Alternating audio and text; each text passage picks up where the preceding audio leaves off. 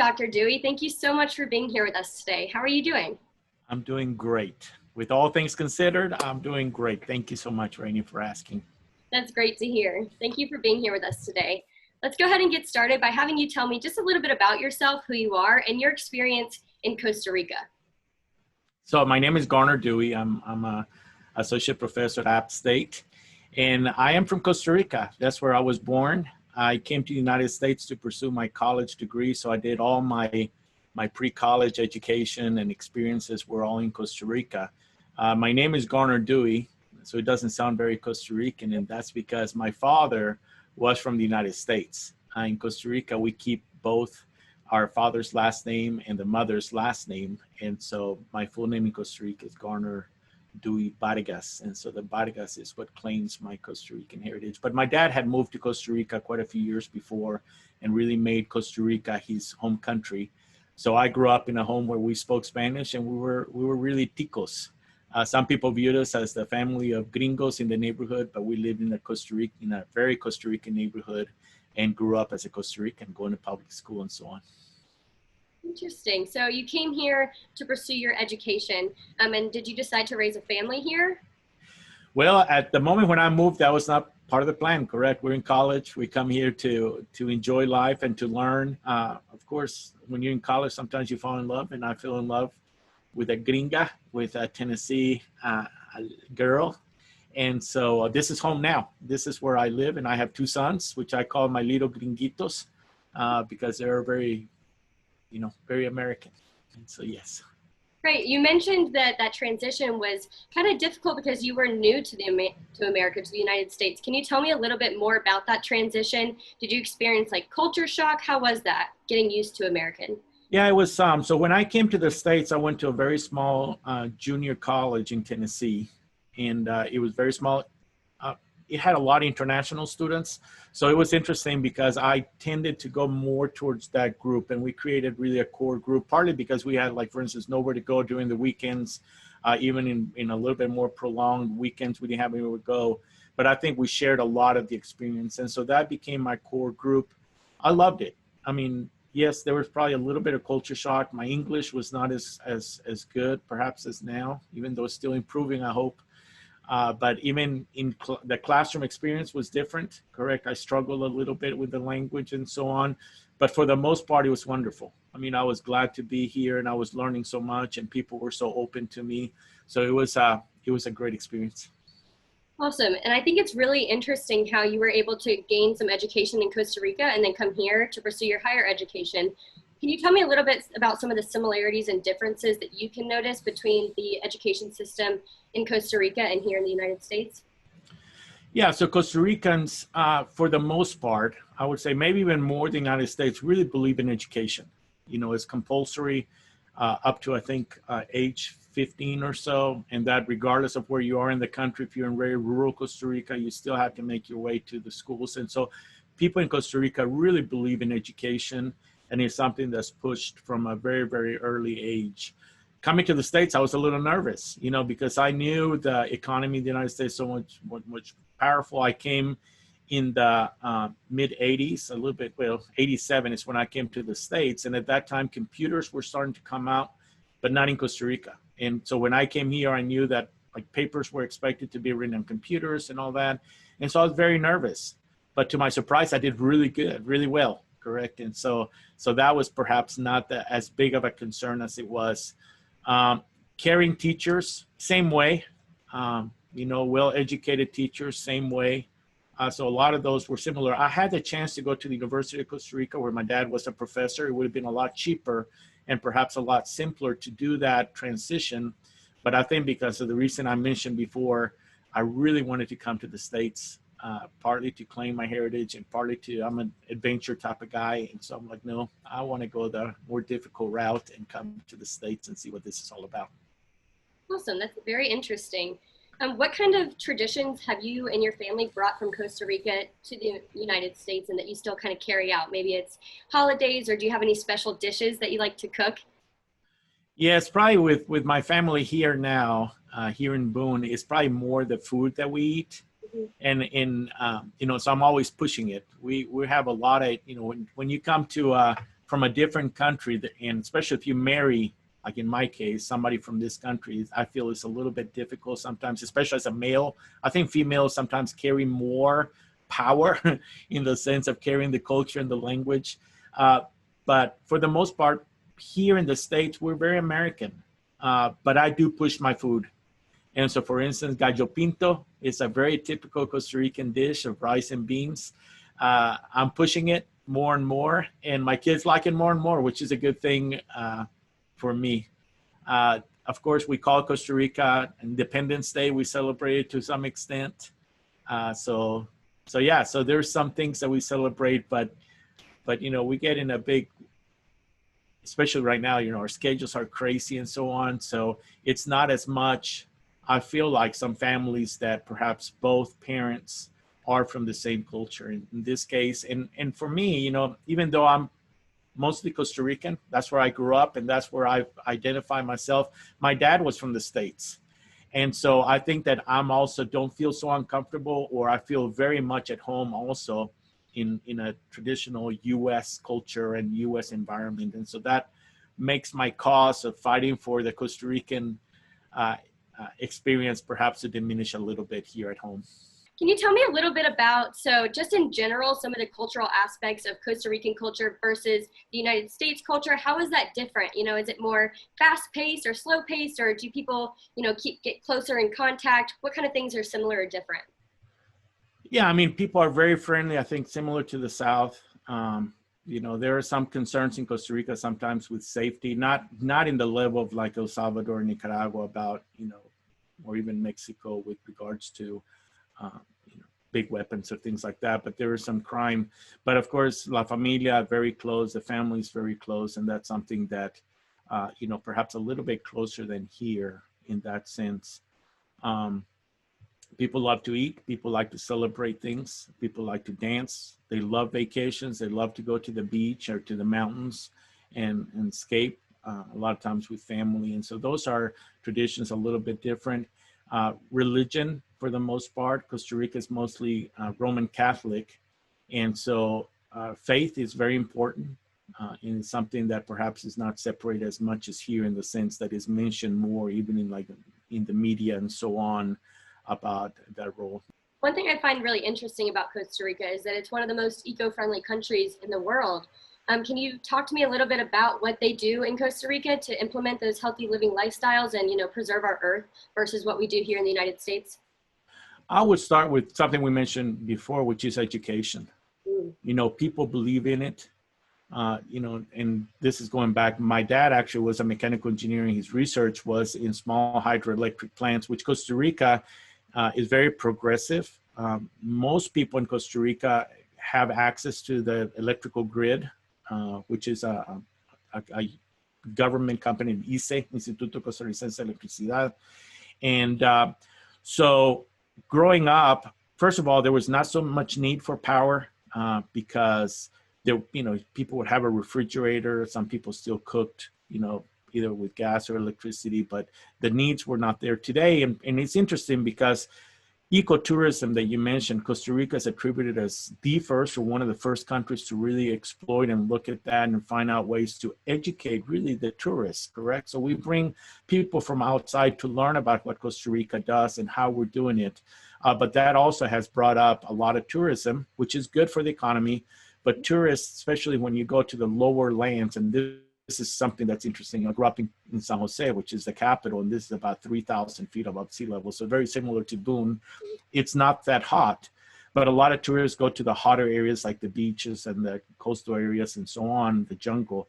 So air conditioning is one that had brought the needs increasingly. And so we've gone to being a country that was mostly from renewable energy, electrical power in the grid, from renewable energies to now not being so renewable.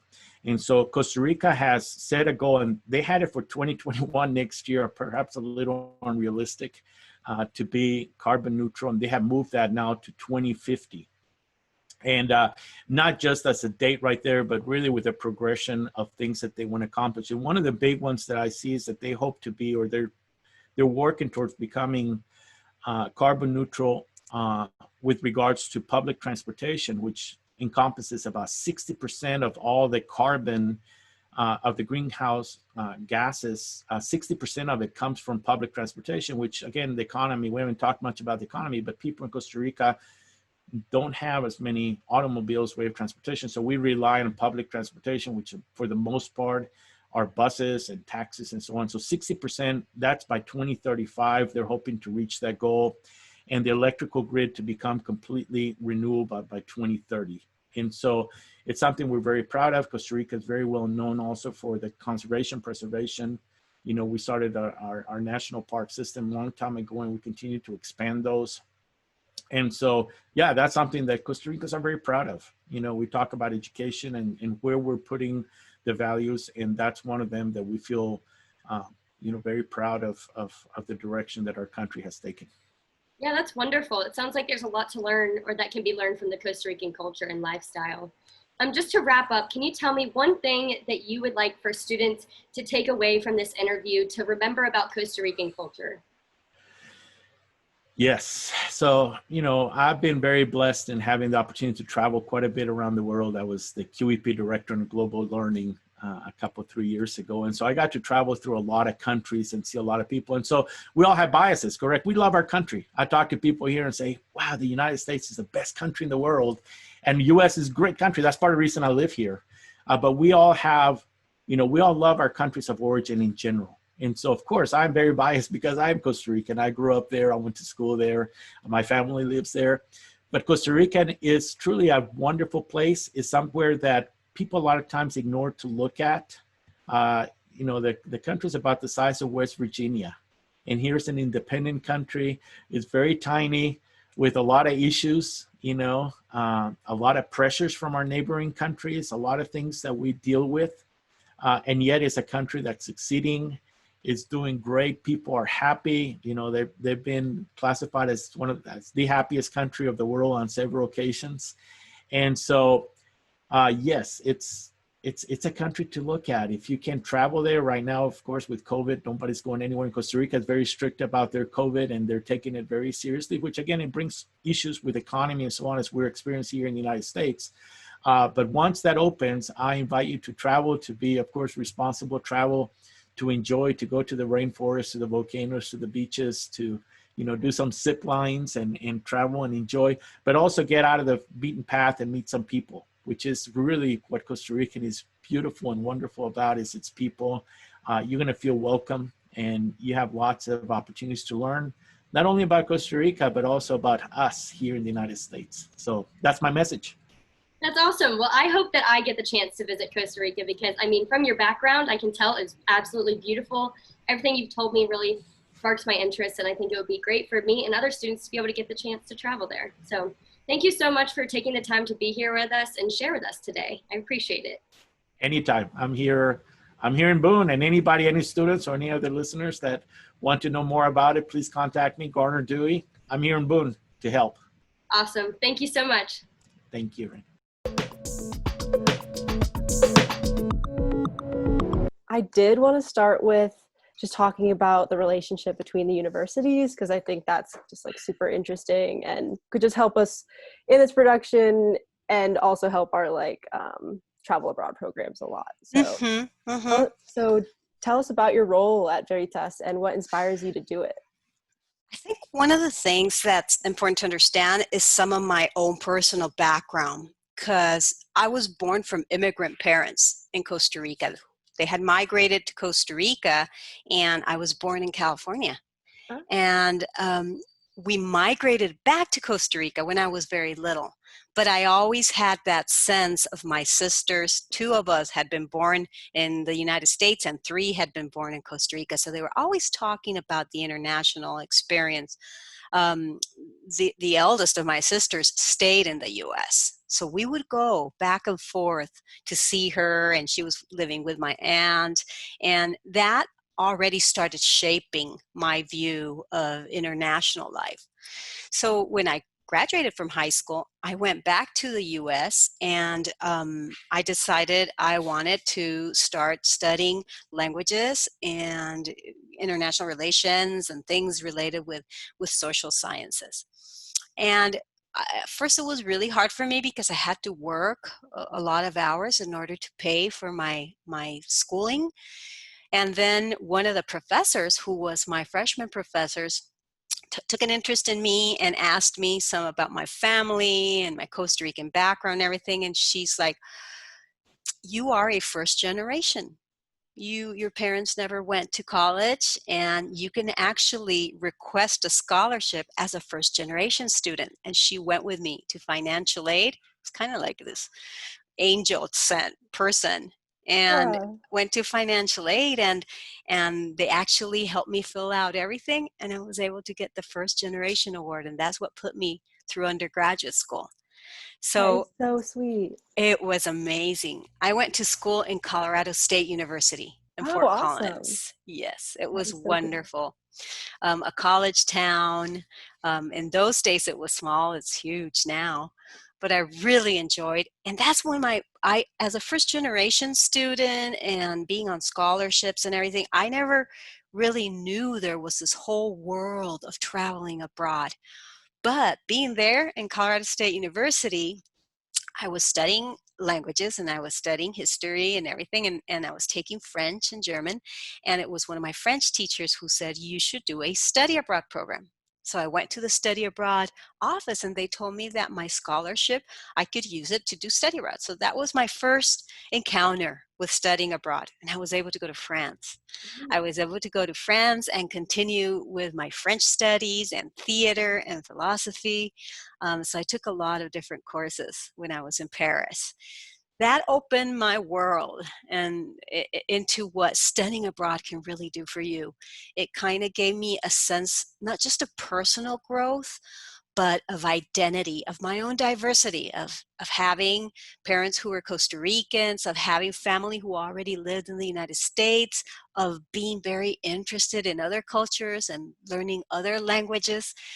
So it gave me a sense of the importance of intercultural competency as well, and how important it is to actually be able to go out there and step out of your comfort zone and understand other cultures.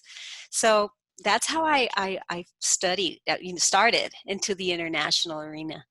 When I finished, I went to did my master's and PhD at UCLA. I got that with a scholarship as a TA, and I was able to teach Spanish and literature to students and get through my master's and PhD. Once I finished that, I came back to Costa Rica. And my whole idea was to be in academia, to be a professor, to publish, to continue with sociology and philosophy and languages. And then life happens and things change. And Universidad Veritas had a Spanish program. They thought of it as more of a Spanish institute, just language. And I had my study abroad experience that encompassed so much more than just language. And language is a very important part of culture, but if you think about it, there's just so many other dimensions that we need to look into when we're talking about culture. And I tried to explain this to the president and told them it's wonderful to have Spanish courses, but we need to make it more academic, and we need to also expand what we offer for our students. And that's how I got involved in Veritas. So it was great because I was able to actually, go into program engineering, program design, and work with other faculty who also were able to speak both Spanish and English, Costa Ricans who could teach marine biology and philosophy and tropical ecology and human rights in Latin America. So we started creating the whole Center for International Programs. And it naturally veered towards sustainability because that's a very strong area in Costa Rica. And that's how Veritas developed. With Appalachian, it started when Garner Dewey, which is one of the professors at Appalachian and also Costa Rican, he was doing faculty-led programs coming to Costa Rica. And I'm not 100% sure who introduced us, but we became in contact. And he thought that our program was nice and extended and had different options for many Appalachian State students. And he put me into contact with the international office. And that's when we started making plans. I remember it never took off, but we did work on perhaps doing a freshman program, because we thought that if freshmen could come to Costa Rica and do a strong cultural immersion, something not just culture like Costa Rican culture, but actually coming to Latin America and studying some of the strong issues that as a college student you're going to be faced with: gender, equity, human rights, environmental impact, climate change. A lot of the topics that students as freshmen coming right out of high school are going to start being exposed to when they're in college. So we wanted to create a freshman program. At the end, we didn't do that, but we still had the semester abroad and the summer abroad. And that's how the relationship began. And we did a agreement. We did an agreement so that students can come to Costa Rica and take a wide variety of courses, including Spanish language learning as well. So that's how our relationship started. For me at Veritas, my role is definitely to create full experiences. I always have to be in charge of the academics. I'm also in charge as the director of making sure that our housing, our coordinator, is actually working with the host families to get them as well trained. You know, being a host family is not just the part of the logistics and having the students. They also have to be interculturally competent. They also receive ally training, because we're a very inclusive and diverse program here at Veritas. Our students come from different types of U.S. institutions, public, private. We get students from Hispanic serving universities. We get students from historically Black universities and colleges as well. So we have to make sure that we're coherent with our mission, which is to actually be that diverse and inclusive platform for students to learn. So that's been an incredible experience, my personal career experience in international education at Veritas, and partners like Appalachian, with whom we've had a partnership for so long. It's just amazing, because it allows us to go through even like a crisis like the COVID together, you know, and figure out things and how we want to move forward as international mobility continues. Wow, okay, that is awesome. I think that your journey is just so interesting, and the details that you took from it were so valuable. And I just loved how you talked about being so inclusive and sustainability, because it really seems like the best thing about academia is the collaboration about it. And then sustainability is the best possibility for solidarity amongst people, because it's just taking care of our home and each other. And it's just so beautiful how you've taken all those dimensions and made such a comprehensive program. I love that. And if you think about it, sustainability in itself is so comprehensive, Mhm. because it's the way in which humans are actually trying to make sure that all dimensions, the social dimension, the economic and finance dimension, the cultural dimension, the environmental dimension as well, even the business, even corporations and business need to take into account sustainability to make sure that everything is balanced in terms of the forces, the environmental, the economic, you know, the human force and energy of everything. So I think it's the best, you know, umbrella that to have when it comes to study abroad as well. It gives students a lot of experience, good experiences. Yeah, because we all got to this point today together, so we're all together in this. We Exactly. have to work together, and people do have different weights in this fight that they cause. But I mean, like it is a mental state too of just I understanding agree. that we're all in this together. I agree fully. Mm-hmm. So I guess I'll move on to the next question. Where is your permanent home, or what variety of places do you consider your home? I think this is interesting because, like you said, that you had immigrant parents, and I've read that Costa Rica has the largest migrant populations in Latin America, I believe. And it's just really interesting, like this how different we can look at a home, and like what can be a home for us. And is that, and it could be in Costa Rica, it could be outside Costa Rica, or it could be multiple places in Costa Rica. Just how do you feel about what variety of places you consider your home? Well, you're absolutely right in terms of Costa Rica having that large immigrant and influences from many different continents and many different migration ways that we've had. If you look at Costa Rica and the map, it's really strategically right in the center of everything. You know, well, the whole Central America is in the center, but Costa Rica tends to be very much so that division in between the North Central America and Panama, which is still Central America, but sometimes when you hear in terms of politics uh, conversations, sometimes they consider it South America, even though it's not. It's Central America. So Costa Rica is definitely in the center there. And because it's always been a country that has honed so much tourism, it has all the immigrant influences of not just South Americans and Central Americans, but also Europeans, Russians, Chinese, everything. So it's very much a cornucopia of people. In terms of myself, I think I do become very involved wherever my creative projects and my life projects are happening. I invest myself a lot trying to become very involved with the communities and very involved with the culture.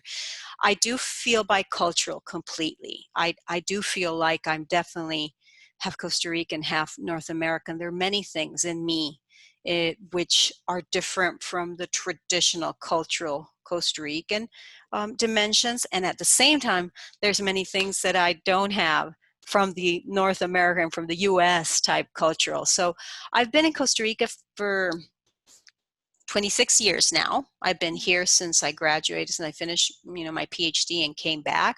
So I definitely consider this my current home. I don't like the word permanent that much. So when somebody says, "What's your permanent home?" I don't think I have permanent anything.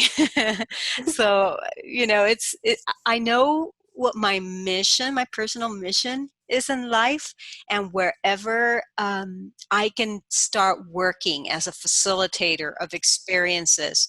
I want to say educational experiences because that's what I've done up to now. Doesn't mean that I wouldn't go into another sector or another industry if I found that emotionally and rewarding and humanly rewarding to myself, maybe health, I don't know.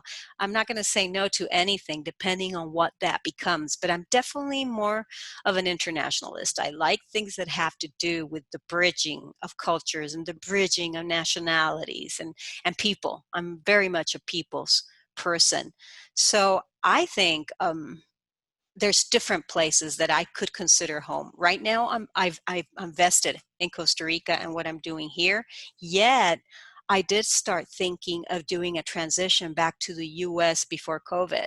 So it's really interesting how, life happens. And all of a sudden, I find myself having to slow down and say, no, I still have some recuperation that I need to do here with the program and the projects that we have here because of what's happened to the world. So I don't think I'll be transitioning as fast as I thought I was going to be moving, back to the States or anything like that. So definitely right now my home is Costa Rica. Well, I mean, you seem like someone who just puts your heart fully into things, and home is where your heart is. So, I mean, it seems like Exactly. you have a variety of homes. It's awesome.